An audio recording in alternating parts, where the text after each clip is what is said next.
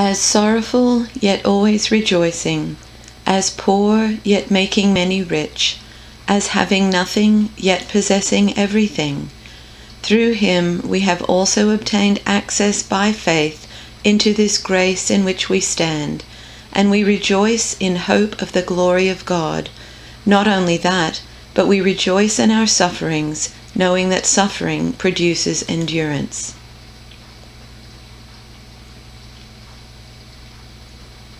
As sorrowful, yet always rejoicing, as poor, yet making many rich, as having nothing, and yet possessing everything.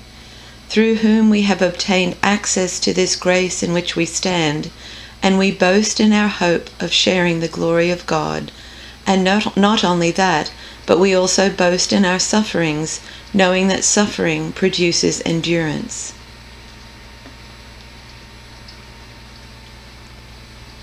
Sorrowful, yet always rejoicing, poor, yet making many rich, having nothing, and yet possessing everything, through whom we have gained access by faith into this grace in which we now stand, and we boast in the hope of the glory of God. Not only so, but we also glory in our sufferings, because we know that suffering produces perseverance.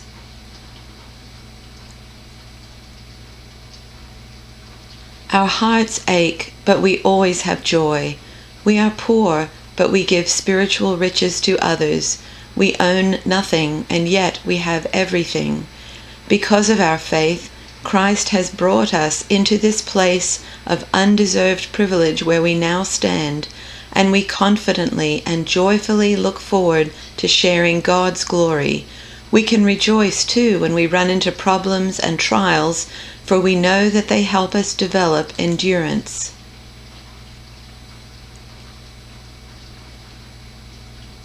Immersed in tears, yet always filled with deep joy, living on handouts, yet enriching many, having nothing, having it all. And that's not all. We throw open our doors to God and discover at the same moment that He has already thrown open His door to us. We find ourselves standing where we always hoped we might stand, out in the wide open spaces of God's grace and glory, standing tall and shouting our praise. There's more to come. We continue to shout our praise even when we're hemmed in with troubles, because we know how troubles can develop passionate patience in us.